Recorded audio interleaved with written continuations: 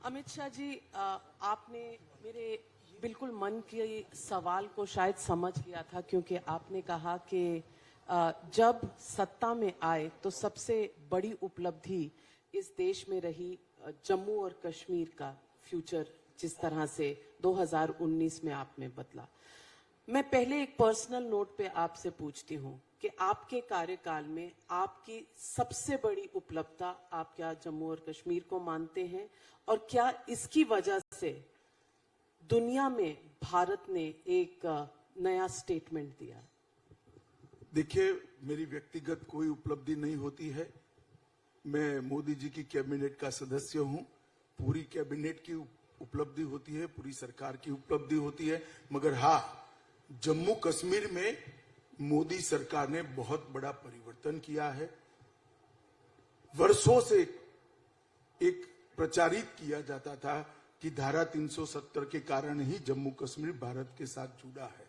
आज धारा 370 नहीं है, 35 नहीं है, जम्मू कश्मीर भारत के साथ जुड़ा है। और लगभग 30,000 पंच सरपंच लोकतंत्र को जम्मू कश्मीर में परकोलेट कर कर एक नई पीढ़ी, वहां लोकतांत्रिक पीढ़ी नई खड़ी हो रही है। 56,000 करोड़ का इन्वेस्टमेंट आया है।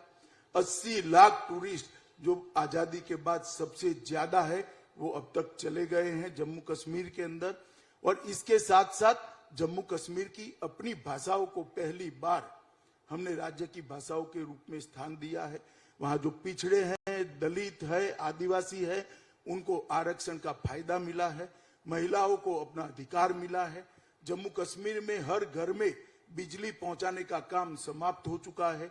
हर घर में जल से नल पहुंचाने का काम समाप्त हो चुका है। जम्मू कश्मीर में हर व्यक्ति को, देश भर में सिर्फ गरीबों को है, जम्मू कश्मीर में हर व्यक्ति को 5 लाख तक का इलाज आज सरकारी व्यवस्था से फ्री ऑफ कॉस्ट हो रहा है।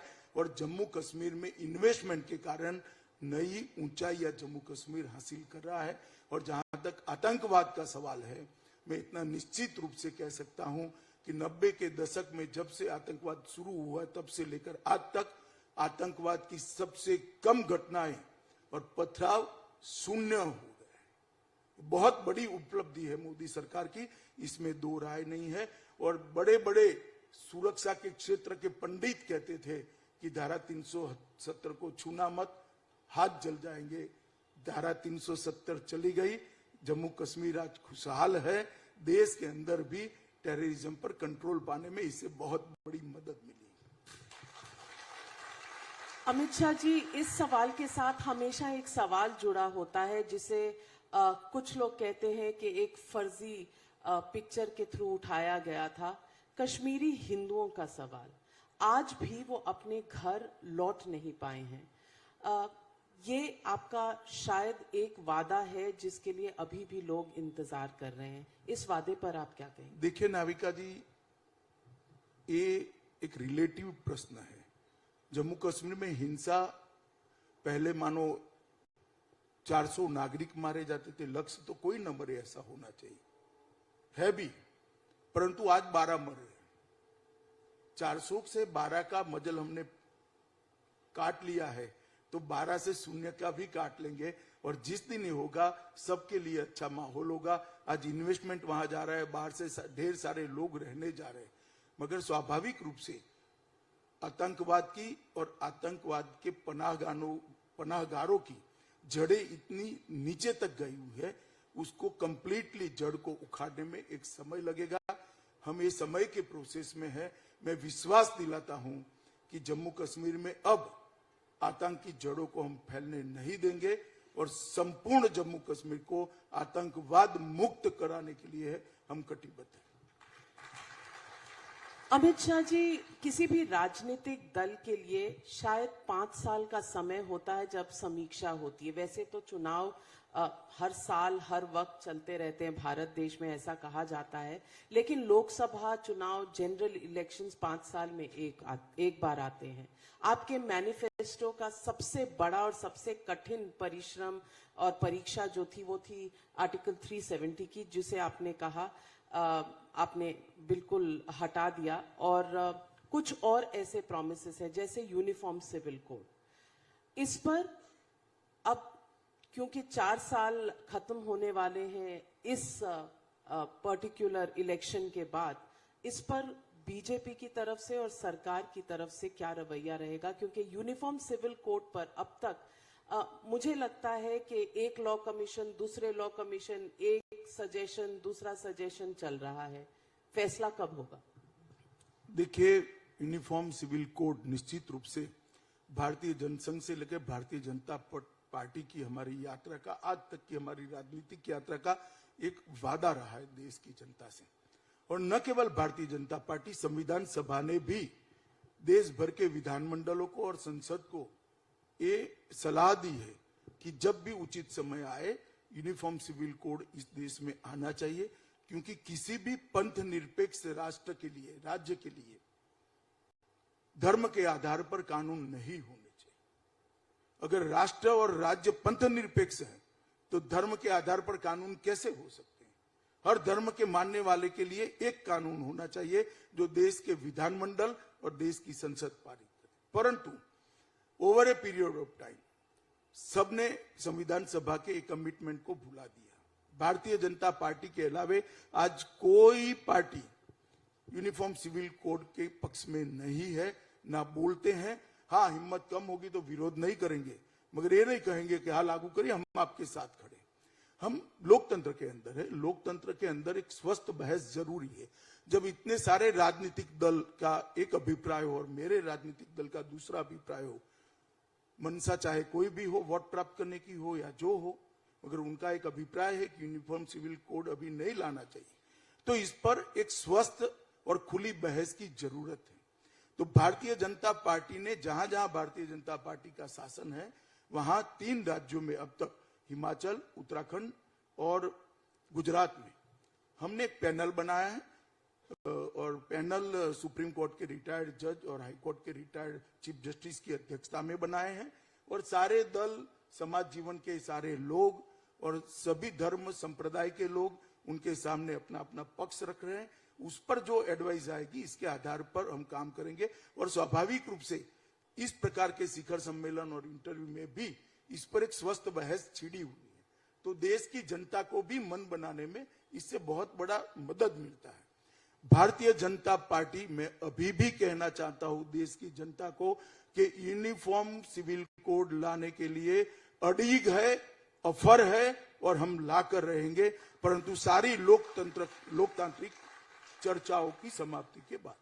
आर्टिकल 370 एब्रोकेशन में भी कोई आपके साथ नहीं था, लेकिन आप जब चल पड़े तो आपने कर दिखाया। यूसीसी पर कदम क्यों खींच रहे हैं? टाइम फ्रेम क्यों नहीं? देखिए, दोनों में अंतर है।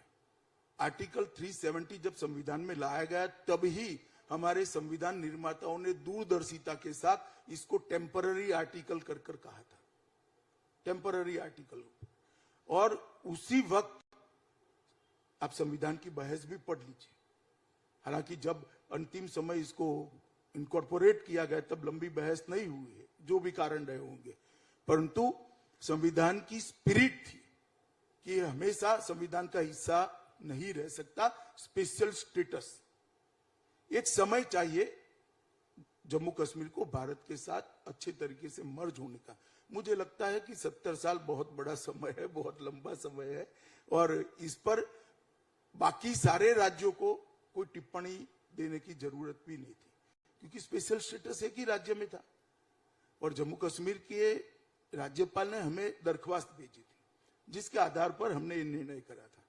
तो आर्टिकल 370 और कॉमन सिविल कोड को आप एक तराजू में रखकर नहीं सोच सकते, दोनों के बीच में मूलभूत अंतर है। तो यानी कि 2024 के मैनिफेस्टो में यूसीसी फिर रहेगा? देखिए, वो तो समय तय करेगा। इसके पहले हो सकता है देश के 2/3 से ज्यादा राज्य ही अपने यहाँ यूसीसी लगा दे, तो बाकी क्या बचा? फिर पार्लियामेंट को भी सोचना पड़ेगा। नहीं हुआ तो आप चिंता मत करो, 24 में हम ही आने वाले हैं, 24 में हम कर रखेंगे। लेकिन विपक्ष के लोग कहते हैं कि बीजेपी के 2 भाई ईडी और सीबीआई, क्योंकि जब चुनाव आते हैं तो दोनों एजेंसीज लग जाती हैं विपक्षी नेताओं के पीछे, और ये एक फॉर्मूला है बीजेपी के लिए इलेक्शन जीतने का। देखिए, इस देश में न्यायपालिका 3 स्तरीय न्यायपालिका है, डिस्ट्रिक्ट लेवल पर है, हाई कोर्ट है, सुप्रीम कोर्ट है। और विपक्ष भी ऐसा नहीं कह सकता कि हमारे यहाँ न्यायपालिका स्वतंत्र नहीं है। सबको, जिसको ग्रीवेंसीज है उसने न्यायपालिका में जाना चाहिए, अगर गलत है तो, और अगर सही है तो कार्रवाई भी होनी चाहिए।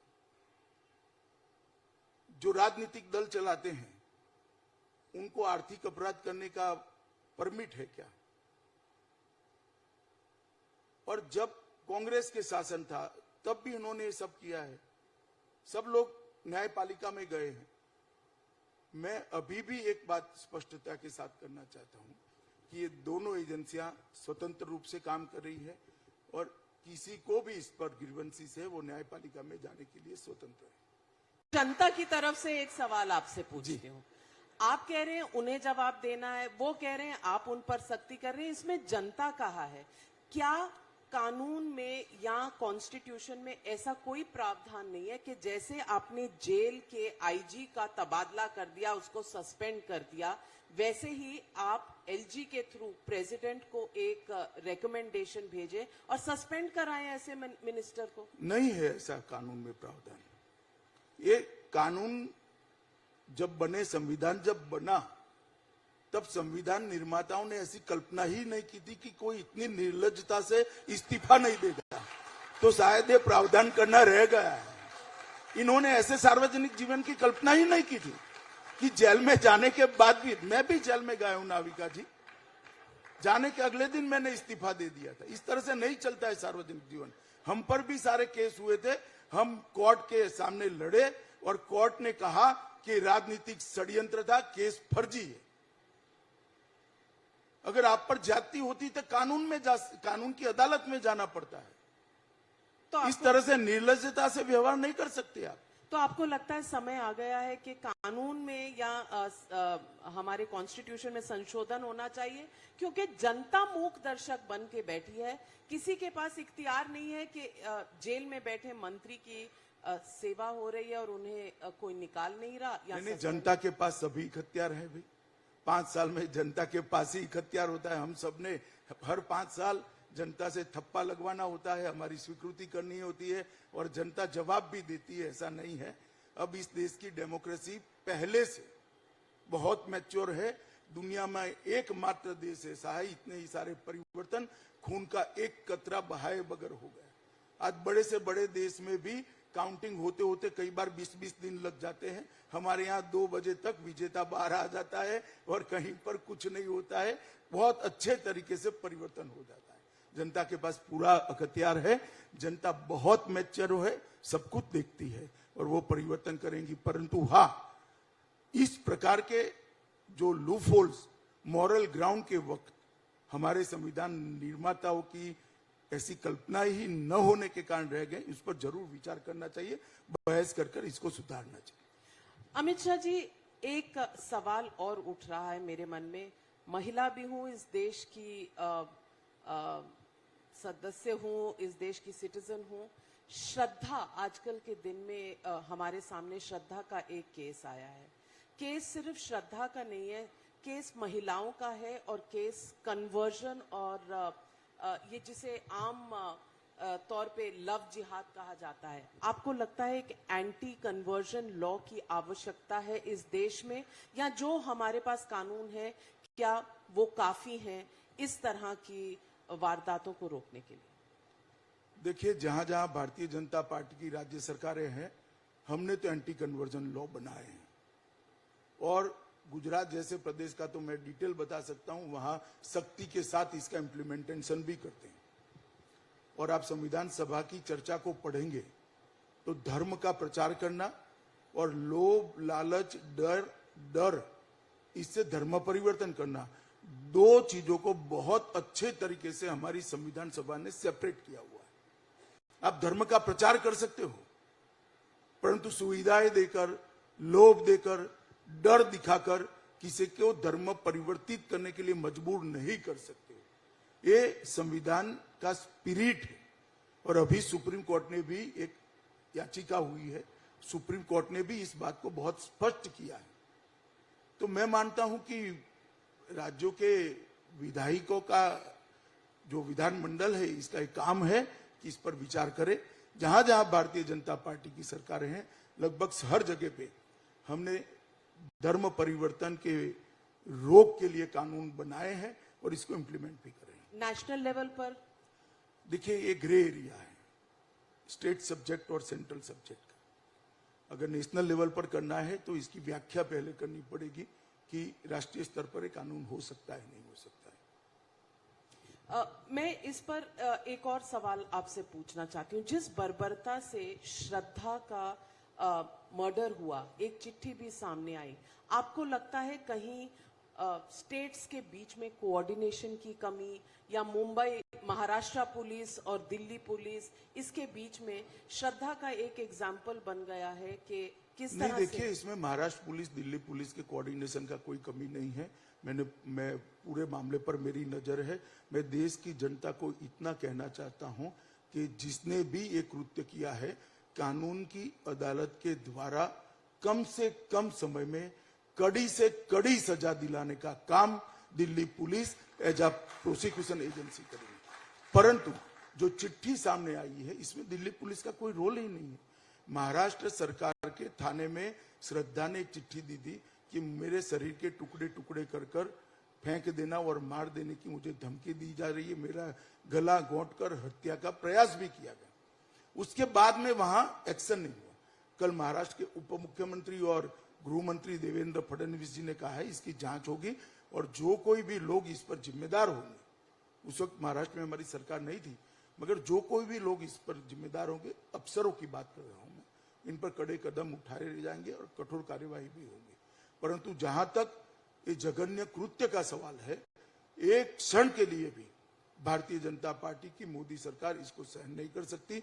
सबसे कम समय में सबसे कठोर सजा कोर्ट के माध्यम से दिलाने का काम हम करेंगे। अमित शाह जी, चुनाव चल रहे हैं, हिमाचल में वोट डल चुके हैं और गुजरात में सभाएं आपकी भी चल रही हैं, आदरणीय नरेंद्र मोदी जी प्रधानमंत्री जी की भी चल रही हैं, लेकिन कहीं ना कहीं राहुल गांधी जी बहुत नजर नहीं आ रहे। मैं आपसे पूछना चाहती हूँ, आपकी कंपटीशन में आपको कांग्रेस से ज्यादा कंफर्ट रहता है या अन्य पार्टियों से? देखिए, मेरा मानना है कि वहां स्पर्धा भारतीय जनता पार्टी और कांग्रेस के साथ है। आम आदमी पार्टी का वहां पर जो गुजरात की जनता का चुनाव का इतिहास है, वोट करने की पैटर्न है, इसमें 3 मौके ऐसे आए जब बहुत बड़े गुजरात के नेताओं ने एक अलग दल बनाया। सबसे पहले चिमनभाई पटेल ने बनाया जो गुजरात के पूर्व मुख्यमंत्री थे। उसके बाद में शंकर सिंह वाघेला ने बनाया, वो भी गुजरात के पूर्व मुख्यमंत्री थे। और उसके बाद केशुभाई पटेल ने बनाया जो गुजरात के पूर्व मुख्यमंत्री, मगर कोई भी 10 का आंकड़ा पारित नहीं कर पाया। गुजरात की जनता ने हमेशा ये 2 राष्ट्रीय राजनीतिक दल के बीच में ही अपने मत को विभाजित किया है। और अभी जो जमीनी चित्र भी दिखाई पड़ता है, दिल्ली के मीडिया में ललक रहती है कि कोई तो बीजेपी के खिलाफ खड़ी हो तो किसी न किसी को आगे बढ़ाने का प्रयास आप लोग करते रहते हो, परंतु जो जमीनी हकीकत है वहां पर सीधा सीधा भाजपा और कांग्रेस के बीच में स्पर्धा है। अमित शाह जी, क्योंकि आप जमीन पर हर डिस्ट्रिक्ट लेवल पर हमेशा समीक्षा करते हैं, अपनी रिपोर्टिंग डेज में मैंने खुद देखा है आप किस तरह से हर पन्ना प्रमुख तक से मिलते हैं। मैं आपसे ये पूछना चाहती हूँ कि आपका अपना आकलन क्या है, गुजरात में कितनी सीटें? क्योंकि पिछली बार 99 वर्सेस 77 था, इस बार? देखिए, गत चुनाव जो था गुजरात का, वो 3 बड़े जाति के आंदोलन कांग्रेस पार्टी ने खड़े किए। चुनाव के 1.5-2 साल पहले वो 3 जाति के आंदोलन के परछाई में चुनाव लड़ा गया। एक प्रकार से प्रदूषित चुनाव था, जातिवाद का असर था मतदाताओं पर, इसकी परछाई थी और वो परछाई में चुनाव लड़ा गया था। इसके बाद लोकसभा का चुनाव हुआ, हम 26 की 26 सीटें जीते। इसके बाद स्थानीय निकायों का चुनाव हुआ, हम 92% सीटें जीते और सभी यूनिट में आज गुजरात के हर जिला पंचायत में भारतीय जनता पार्टी का शासन है, हर म्युनिसिपल कॉर्पोरेशन में भारतीय जनता पार्टी का शासन। और उसके बाद जितने उपचुनाव हुए कमोबेश 98% उपचुनाव हम जीते हैं। तो बहुत स्पष्ट ट्रेंड है कि इस बार अप्रत्याशित रूप से भारतीय जनता पार्टी जीतने जा रही है और भारतीय जनता पार्टी अपने जीत के सभी रिकॉर्ड, सबसे ज्यादा सीट प्राप्त करने का रिकॉर्ड और सबसे ज्यादा मत प्रतिशत प्राप्त करने का रिकॉर्ड तोड़ेगी, इसका मुझे भरोसा है। नंबर नहीं देंगे इस बार?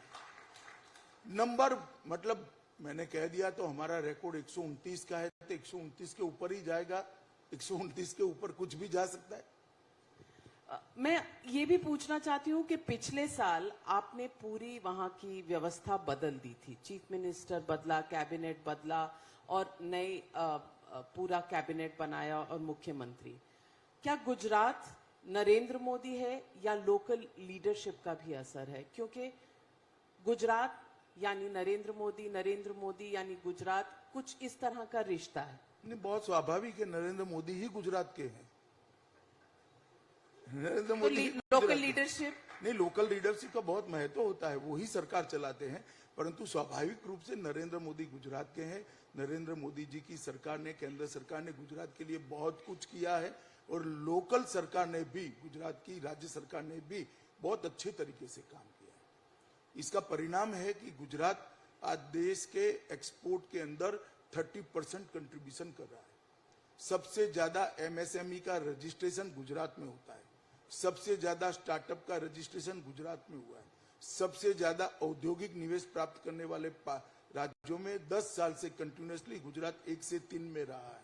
और कानून और व्यवस्था की परिस्थिति बहुत अच्छी है, इंफ्रास्ट्रक्चर बहुत अच्छा हुआ है, शिक्षा के क्षेत्र में ढेर सारे एक्सपेरिमेंट हमने किए हैं, अलग अलग प्रकार की कई यूनिवर्सिटियां वहां पर बनी है, शिपिंग के लिए बनी, पेट्रोलियम के लिए बनी, ढेर सारी यूनिवर्सिटियां वहां पर बनी है। एफएसएल यूनिवर्सिटी बनी है, रक्षा शक्ति यूनिवर्सिटी बनी है, चाइल्ड यूनिवर्सिटी बनी है, ढेर सारे शिक्षा के क्षेत्र में एक्सपेरिमेंट हमने वहां पर किए और सफल एक्सपेरिमेंट किए हैं। और गुजरात की जनता आज भी अड़ीक होकर कमल के साथ है, मोदी जी के साथ है, भाजपा के साथ। और हिमाचल प्रदेश? हिमाचल प्रदेश में भी हम रिपीट करने जा रहे हैं। आप मेरी बात याद रखना, जिस दिन काउंटिंग होगा गुजरात और हिमाचल दोनों जगह पे और एमसीडी में दिल्ली में, तीनों जगह पे भारतीय जनता पार्टी निश्चित रूप से जीतने जा रही है। आपने गुजरात और हिमाचल के साथ एमसीडी भी जोड़ दिया क्योंकि वहां चुनाव है। आप दोबारा पूछो, इसके पहले मैंने कह ही दिया। तो इसीलिए मैं पूछना चाहती हूँ, चाहे वो राष्ट्रीय चुनाव हो, चाहे वो स्टेट के चुनाव हो, चाहे वो एमसीडी के चुनाव हो, आपका हर तरफ पूरा का पूरा अग्रेशन रहता है। नहीं, देखिए, मैं तो अलग प्रकार का नेता हूं और भारतीय जनता पार्टी के ज्यादातर नेता इसी तरह के हैं। मैं बूथ से आया हूं। मेरे करियर की शुरुआत एक संघवी हाई स्कूल के बूथ नंबर 243 के अध्यक्ष के रूप में हुई थी। तो मैं तो बूथ तक के चुनाव को लड़ने की मानसिकता वाला नेता हूं और बूथ तक के चुनाव जीतना चाहिए, वो जुनून के साथ राजनीति में काम करने वाला व्यक्ति हूं। भारतीय जनता पार्टी की आइडियोलॉजी, केवल भारतीय जनता पार्टी की आइडियोलॉजी इस देश का भला कर सकती है, सही दिशा में जा सकती है, ऐसा मेरा मानना है। इसीलिए तो मैं भारतीय जनता पार्टी का कार्यकर्ता हूं। मैं सवाल ये भी पूछना चाहती हूँ कि एक डिबेट छेड़ी गई थी और ये डिबेट और बहस थी कि फ्रीबीज नहीं होने चाहिए किसी चुनाव में, लेकिन ये जो गरीब कल्याण योजना जिसको सोचा गया था कोविड के दौरान, क्या ये भी एक फ्रीबी नहीं है? ये सवाल विपक्ष उठाती है। जरा भी नहीं है। अच्छा हुआ आपने सवाल पूछ लिया। देश की जनता में भी बहुत सारी भ्रांतियां अगर होगी तो इसका निरसन आज हो जाएगा। देखिए, भारतीय जनता पार्टी की जितनी भी गरीब कल्याण की योजना है उसको और रेवड़ियां बांटने वाले कल्चर में मूलभूत अंतर है। भारतीय जनता पार्टी ने सबको गैस का सिलेंडर दिया है। गैस का सिलेंडर फिल करना मुफ्त में नहीं किया है। हमने सबके घर में बिजली पहुंचाई है, बिल वो उपभोक्ता भर रहा है। हमने सबके घर में शौचालय बनाया है, इसका मेंटेनेंस वो ही कर रहे हैं। हमने सबको घर दिया है, घर को आगे रिपेयर करना, चलाना और मेंटेन करना वो ही कर रहा है। हमने गरीब के जीवन स्तर को उठाने के लिए एक बहुत बड़ा गैप रह गया। 70 साल के अंदर देश में बहुत बड़ा तबका आगे निकल गया, वो वहां के वहां रह गए। तो हमने वो गैप भरने के लिए, उसके जीवन स्तर को उठाने के लिए बेसिक रिक्वायरमेंट पूरी करने का काम किया है। हमने उसके दैनंदिन जीवन में कुछ फ्री नहीं दिया है। जहां तक अनाज का सवाल है, सबको मालूम है कि कोविड आने के बाद लंबे समय तक लॉकडाउन रहा और कोविड की परछाई में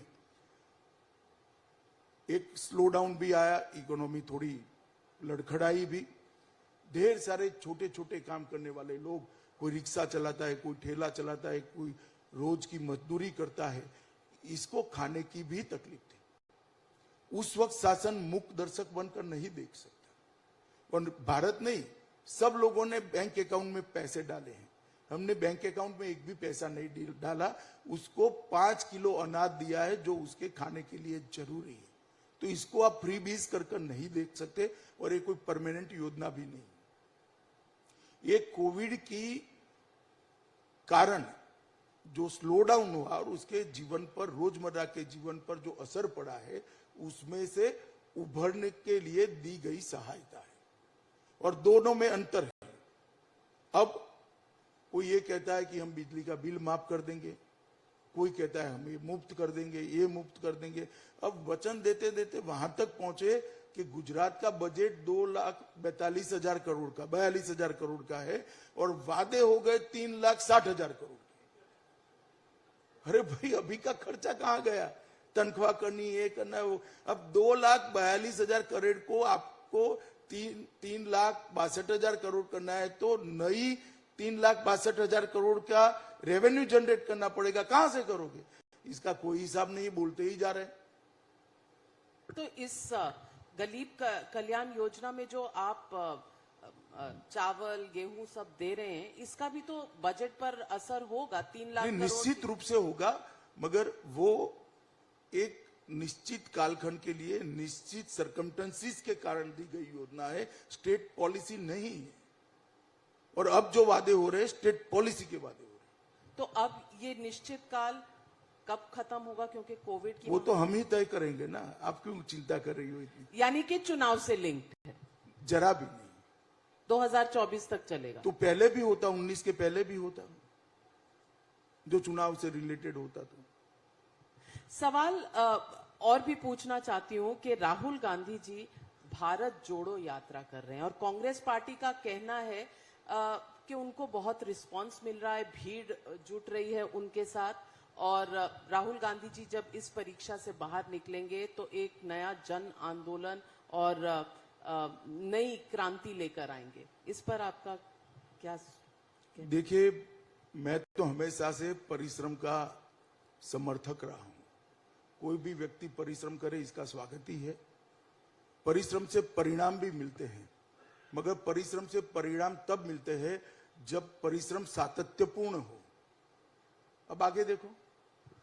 लेकिन कुछ तो बीजेपी घबराई होगी, क्योंकि ऐसी बातें कहने लगी कि राहुल गांधी अब सद्दाम जैसे दिखने लग गए हैं। देखिए नाविका जी, ऐसी चीजों को इतना तूल नहीं देना चाहिए। जब चुनाव होता है तब कई प्रकार की ऐसी चीजें बोली जाती है, कही जाती है, और जनता उसको सुनती भी है, 2 घड़ी मौज करती है। इसको मानकर कोई वोटिंग नहीं बदलता है। एक चुनाव में ऐसे कई प्रकार के बातें की जाती है। अमित शाह जी, सावरकर पर, जिसे वीर सावरकर बीजेपी मानती है, उस पर राहुल गांधी, माफ करना, बीजेपी नहीं, पूरा देश सावरकर जी को वीर सावरकर मानता है। बिल्कुल। वीर सावरकर जो हम सब के लिए हैं, उन्हें राहुल गांधी जी कहते हैं कि वो घुटने टेक कर चिट्ठी लिखा करते थे ब्रिटिश सरकार को, योर ओबीडियंट सर्वेंट। और इसके ऊपर बीजेपी ने गांधी जी की भी एक चिट्ठी निकाली।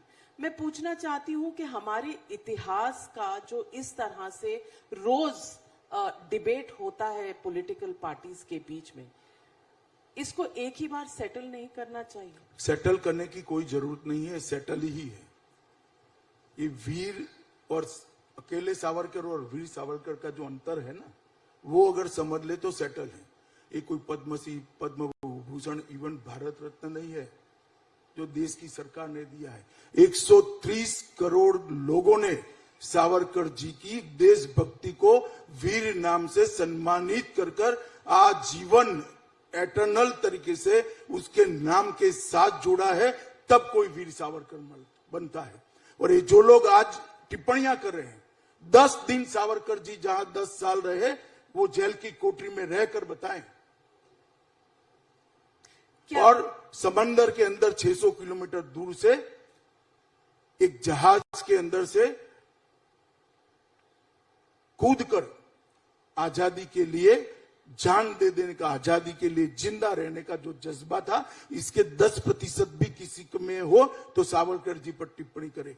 और देश में सबसे पहला प्रतिबंध अगर किसी पर लगाया अंग्रेजों ने, सबसे पहला प्रतिबंध लगाया तो सन 57 का स्वातंत्र समर उस पुस्तक पर, सावरकर के पुस्तक पर लगाया। सावरकर जी की पर टिप्पणी और इतनी भद्दी और ओछी टिप्पणी करने का अधिकार किसी को नहीं है। ये तो जब जाएंगे जनता के सामने तब जनता बताएगी उनको कि सावरकर जी के लिए बोलने का क्या मतलब होता है। मेरे जैसे कई लोग जीवन में सभी प्रकार के लक्ष्यों को छोड़कर वीर सावरकर के नक्शे कदम पर देश की सेवा करने के लिए आगे बढ़े। सावरकर जी के लिए इस प्रकार की ओछी बात करना किसी को शोभा नहीं देता है। लेकिन क्या ये रिएक्शन नहीं है, क्योंकि बीजेपी भी बार बार निशाना साधती है जवाहरलाल नेहरू पर, वो भी देश के पहले प्रधानमंत्री थे। देखिए, दोनों में अंतर है। जवाहरलाल नेहरू एक राजनीतिक दल के अध्यक्ष रहे, आजादी के बाद प्रधानमंत्री रहे, और उनकी लेगेसी को एक पार्टी आज तक भुनाती रहती है। सावरकर जी ना प्रधानमंत्री रहे, ना कोई राजनीतिक दल उनका चुनाव लड़ा है। दोनों के बीच में अंतर है। सुभाष बाबू और जवाहरलाल जी के बीच में अंतर है। जब मैं राजनीति में आता हूं तो मुझे लोगों की टीका टिप्पणियों सुनने की सहनशीलता रखनी चाहिए। क्यों ना करें लोग आरोप? मेरे व्यक्तिगत जीवन पर भी आरोप कर सकते हैं, कपड़े पर भी कर सकते हैं, बोलचाल की भाषा पर भी कर सकते हैं, और करते भी है। जब आप राजनीति के अखाड़े में आते हो तो अलग बात है। सावरकर जी इस देश के, पूरी देश ने जिसकी देशभक्ति को सर्टिफाइड किया है, स्वीकारा है, सम्मान किया है, ऐसे निसंदेह देशभक्त है। इस पर इस प्रकार की ऊंची बातें नहीं करनी चाहिए। अमित शाह जी, आपके अनफिनिश्ड एजेंडा पर वापस लौटती हूं, क्योंकि कुछ ऐसे प्रॉमिसेस किए थे जिसमें एनआरसी और सीएए था। क्या अब ये ठंडे बस्ते में? कुछ ठंडे बस्ते में ही है।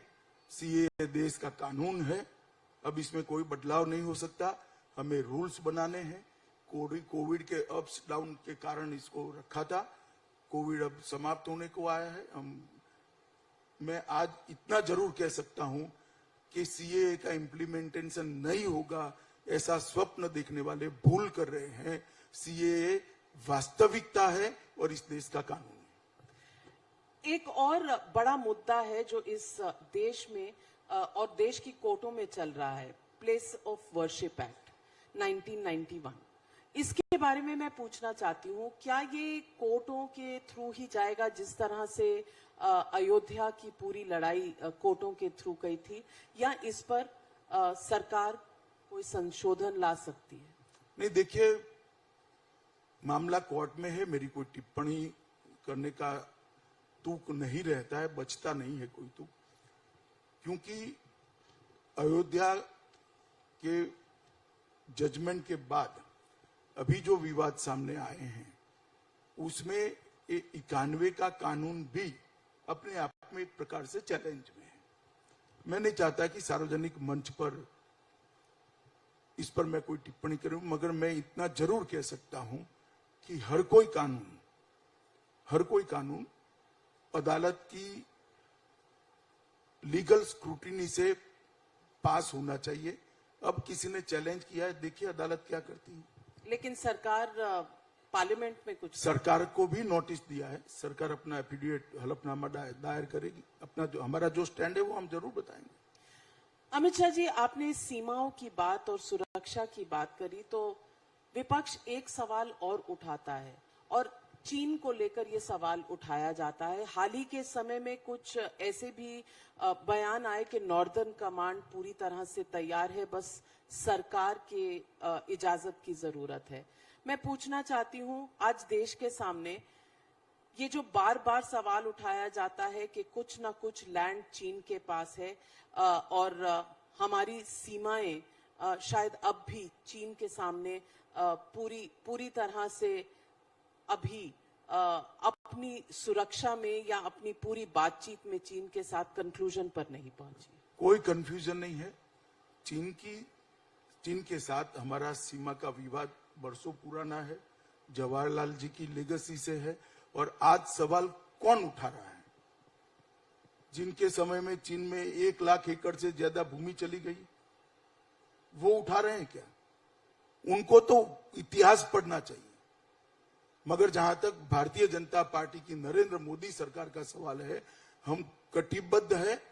ये सार्वभौम राष्ट्र है, इसकी 1 इंच जमीन भी किसी विदेशी के कब्जे के नीचे नहीं जा सकती। ये हमारा देश की जनता को कमिटमेंट है। अमित शाह जी, 2024 का चुनाव बस आने ही वाला है। 1 साल का समय, 1-1.25 साल जब रह जाता है तो वो लास्ट माइल शुरू होता है और विपक्ष में कहीं ना कहीं कवायद शुरू हो चुकी है। आदित्य ठाकरे मिल रहे हैं जाके आरजेडी के तेजस्वी यादव जी से, समीकरण बदलने की उम्मीदें नजर आ रही हैं। आपको लगता है कि नॉन कांग्रेस ऑपोजिशन सामने आएगी? हो सकता है, होने को तो कुछ भी हो सकता है, हमें कोई आपत्ति नहीं है। हम हमारा एजेंडा लेकर जनता के सामने जाएंगे और भारतीय जनता पार्टी पूरी तरह से विश्वस्त है कि फिर से एक बार सीटों की बढ़ोतरी के साथ नरेंद्र मोदी जी के नेतृत्व में हम फिर से इस देश में सरकार बनाएंगे। 24 में भी एनडीए की सरकार बनेगी, भारतीय जनता पार्टी पूर्ण बहुमत प्राप्त करेगी। और साउथ में तेलंगाना में आपने पूरी ताकत लगा दी, फिर भी आप 10-12 हजार से बाई इलेक्शन में नहीं जीत पाए। तेलंगाना के अलावा आंध्रा, तमिलनाडु, केरल, यहाँ आपकी एंट्री नहीं है। क्या इसका इम्पैक्ट 2024 के चुनाव पर होगा? निश्चित रूप से इस टाइम हमारी एंट्री होगी। तेलंगाना विधानसभा चुनाव में भी इस बार भारतीय जनता पार्टी बहुत अच्छी मेजोरिटी के साथ तेलंगाना में सरकार बनाएगी। आप निश्चित मानकर चलिए। मैं तेलंगाना बरोबर जाता हूं, नीचे की पल्स मुझे मालूम है, परिवर्तन होने वाला है और भारतीय जनता पार्टी की सरकार वहां पर बनने वाली है। अमित शाह जी, जाने से पहले बस एक आखिरी सवाल आपसे पूछना चाहती हूँ। सवाल कि आपका अनफिनिश्ड एजेंडा में सबसे प्रायोरिटी पे आपने क्या रखा? देखिए, भारतीय जनता पार्टी का घोषणा पत्र ही मेरी प्रायोरिटी है। हम घोषणा पत्र को गंभीरता से लेने वाला राजनीतिक दल है, इसीलिए हम इसको घोषणा पत्र की जगह संकल्प पत्र नाम कहते हैं। भारतीय जनता पार्टी के जो भी संकल्प है हमारे प्रायोरिटी के एजेंडा में है। और जहां तक जिस मंत्रालय को मैं संभालता हूं, मैं इतना जरूर कह सकता हूं कि देश की इंटरनल सिक्योरिटी पर इतनी मजबूती से मोदी सरकार का ग्रिप है कि किसी को कोई चिंता करने की जरूरत नहीं है। आंतरिक सुरक्षा बहुत सलामत रहेगी और बहुत अच्छी स्थिति में आज आंतरिक सुरक्षा है। Thank you very much, ladies and gentlemen. Presenting to you Home Minister and Cooperative Sector Minister Amit Shah. Big round of applause. Thank you. Dhanyavad.